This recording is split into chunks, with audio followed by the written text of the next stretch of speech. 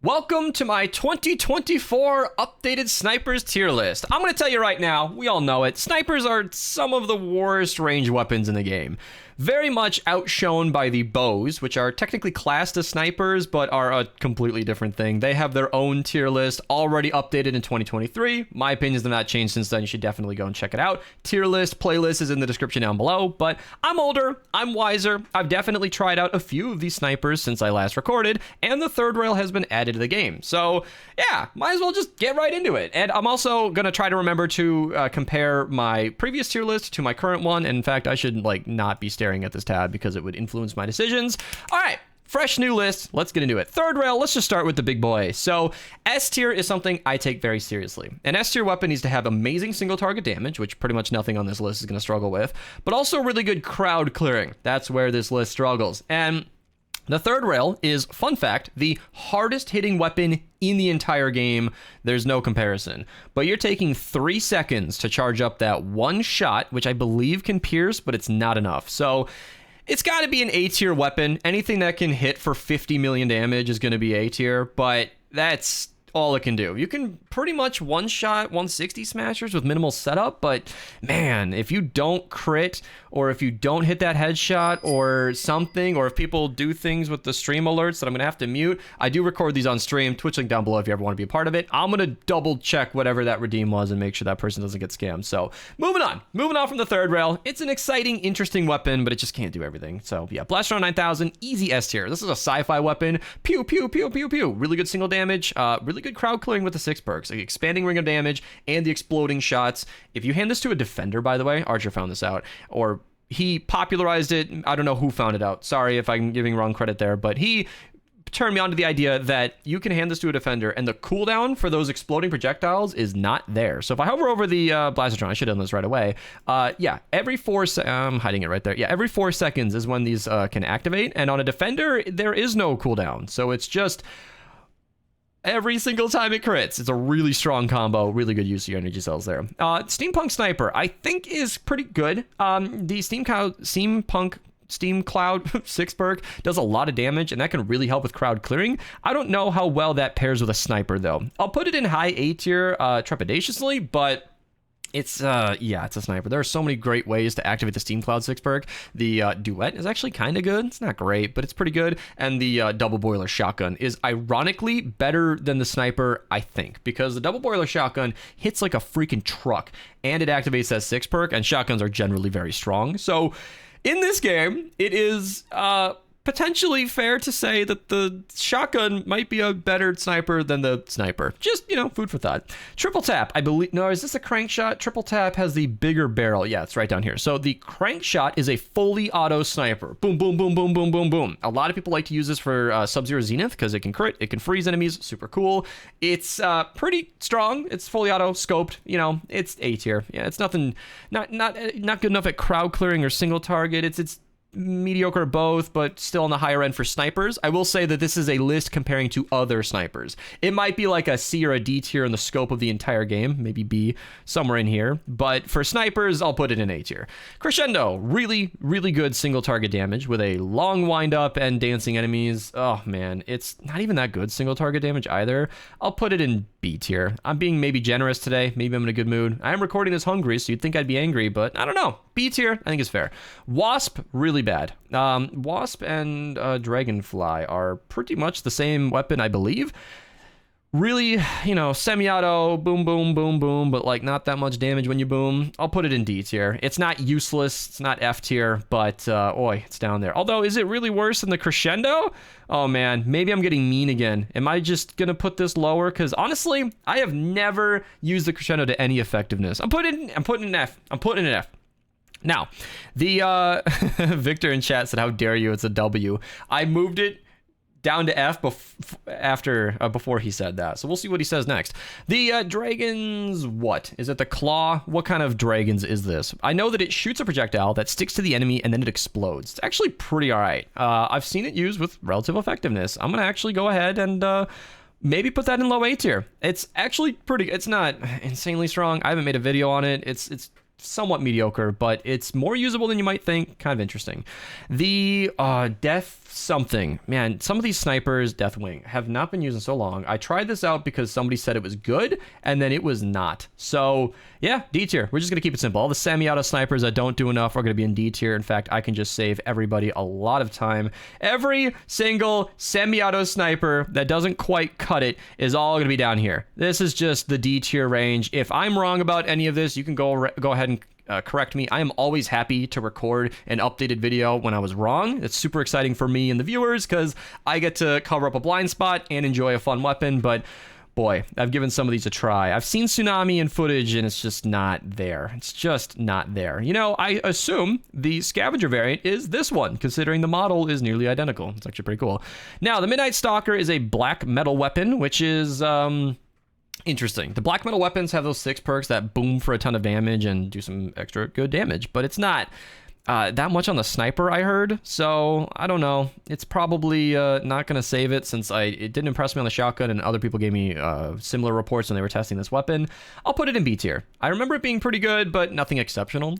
And the Neon Sniper is interesting because the Neon Sniper is the only weapon in the game that gives you a thermal scope that can shoot through walls. Now, the Xenon Bow has come and joined it in that scenario where it can shoot through walls, and the Ghost Pistol is also very similar, but it is one of a very few weapons that can shoot through anything. Absolutely anything, and it's the only weapon that has that thermal scope to see through walls. Really, really interesting. It's not a ton of damage, but when you consider the fact that you can just stand safely back and shoot through things, it's really good to hand off to defenders, and it's using energy cells. So it's low damage and high expense keeps it in A tier, and its lack of crowd clearing obviously keeps it in A tier as well, but definitely a weapon you don't want to forget. It's an excellent utility with that thermal scope. Obliterator is S tier, so the way that it gets its group damage is in twofold, well, maybe 3.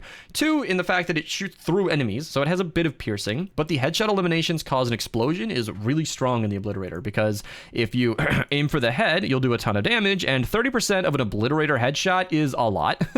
That will more than certainly kill the enemies around it, and I said 30 kind of, because the Obliterator is an excellent defender weapon. Because it can shoot through walls, which is really useful, you can hand it to a defender and it'll shoot through the walls, meaning you can shoot through the floor and defend your base, and you can put your defender up and away and it'll safely protect your base. It's really, really strong. And because defenders shoot a lot, it kind of uses the weapon way more than a human would, and that actually kind of gives it crowd clearing. I know it's kind of a cheap point, but it's also the third and weakest point. That's why I'm mentioning it last. So it's got a ton of utility. You can shoot through walls. It can break walls. It can break those bushes that don't get destroyed by pretty much anything else besides the discharger. But a single heavy bullet from the Obliterator is cheaper than a 30 energy cell discharger. Obliterator's great. Obliterator's great. It's really up there with one of the best defender weapons, and I like it for that. So we have 2 weapons that are the same here. It's going to be the Spyglass and the Old Betsy. Spyglass has a scope and more range. The Old Betsy doesn't. It has 10,000 range instead of 25,000. These are 2 of my favorite weapons ever, because up until about the 108, maybe nowadays with higher power level 116 zones, it can one-shot blasters and takers, and it's really satisfying. Super great weapon to use for that, but it falls off in the end game. So this is like a high A S tier weapon if you're just starting out, but in the end game, it's completely obsolete. It's an F tier weapon. So because of my bias, and this is my list, not yours, I am going to put this in high A tier because I respect the utility of the early game players. Because you know what? Here's the thing I've been thinking about recently. I rate weapons based on how good they really are, which the way that I can do that is using it in the end game. When I'm as high a power level as I can be, or really anybody can be, I'm 2 superchargers off of max power level as of recording this, and I'm in the highest zones in the 164 players, shooting the highest basic enemies that you see, which is 250. I know that Frost Knight exists, and Horde, and Endurance, whatever, but suffice it to say, I like to test weapons in the best that they can be, and when they fall off in the endgame, I feel like it's a bad weapon. But in the early missions, things are in flux. You can make your Obliterator 108 when you're facing power level 80 enemies, and that's true for every single weapon in the game. That's why so many people love Teddy builds, even if it doesn't hold up in the endgame, because 85% of your journey is in lower level missions. I consider like 124 and below to be lower because that's my perspective. And a lot of the times you're running in ventures. Now, you can't choose your weapons in ventures, but that does shift my perspective for abilities. So if for 80% of your journey, this weapon's insanely good, maybe that's worth considering. It'll fall off and fail you in the end, but hey, for the journey, it's actually was my first 106 weapon, and I do not regret it. It was obsidian. I regretted that, but yeah. I skipped on some of these semi-auto weapons, so I'll put that in there as well just to save us more time. These are all functionally identical. You're doing the same thing when you use them.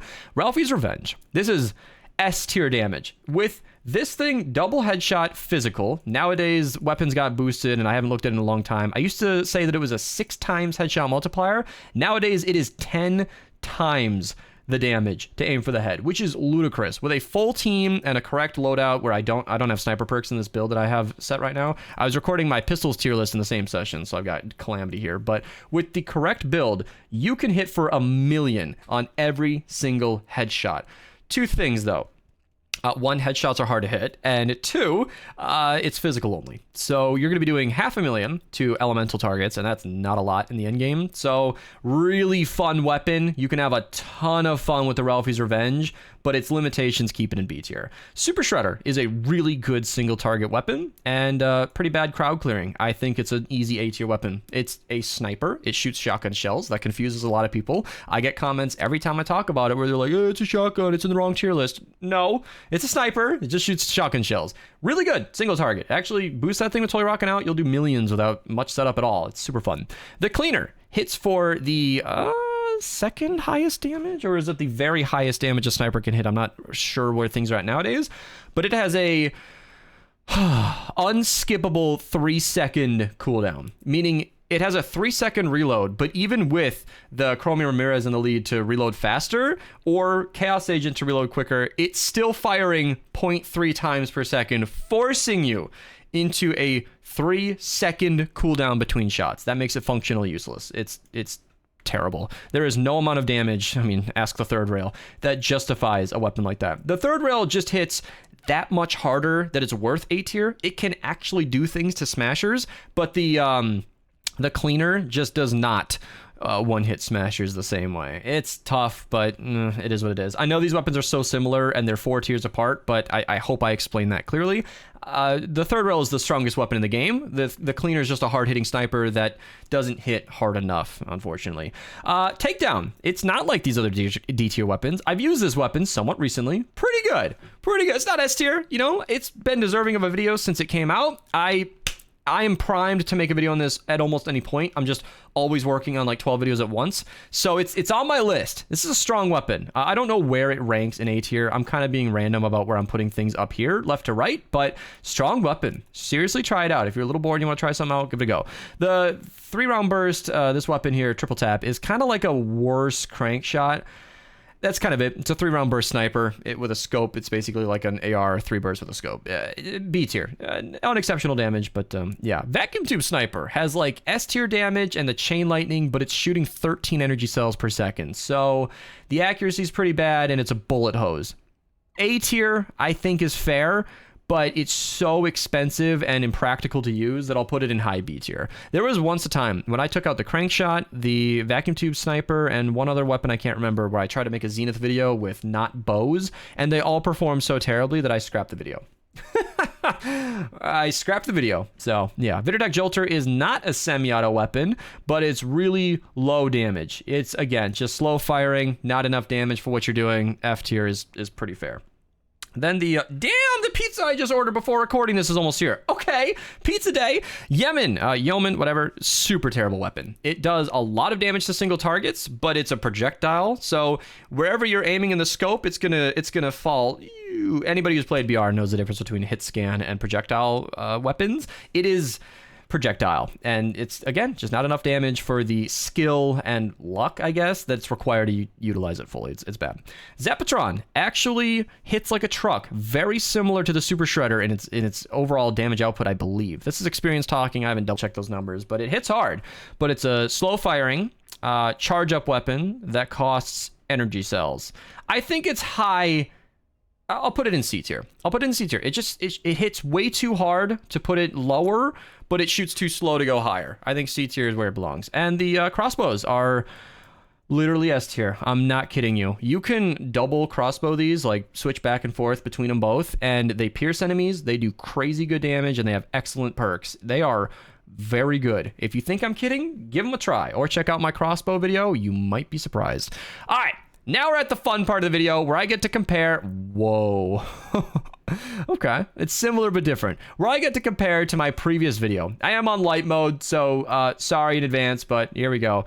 Now, let me actually full screen this so I can compare a little quicker and then do that. Oh, that's not what I wanted to do. Let's do F. There we go. Yeah, so here's what we got. Looks like the Blastotron and the Obliterator and the crossbows are exactly the same. Looks like the Neon Sniper, I said these are random. Looks like my A tiers are all pretty similar. The Vindertech Jolter, I don't remember how that got to A tier. Maybe I hit really hard with it and skewed my opinion, but I remember that being... Oh man, I guess I'm a little random about that. I'll admit, some snipers are super bad and I don't use them very often, so it results in a situation where my opinions get a little random based on my experience. Like, I've used this a little bit in Ventures since then, and I'm kind of more familiar with how bad it could be, but it's never been a good weapon. I don't know why I put that in A tier. I think I'm doubting my previous self. Yeah, wow. The Zapatron is in a similar position, literally almost the same lineup. This is... Okay, I guess I'm pretty consistent with snipers, but a little bit of difference here and there. So, yeah, that's just why I record these updated videos. I'm older, I'm wiser. I do try the weapons out. Unfortunately, I can't try out every single weapon in the list every single year because there are so many weapons in this game and so many areas of the game I try to focus on that obscure snipers are pretty low on my priority list. Same thing happened in the pistols video. It's just how it goes. So if you guys enjoyed it, feel free to subscribe, like the video, comment down below if you disagreed. I'm sure you did. Stay tuned for more. Tons of videos coming out, and be happy to see you there.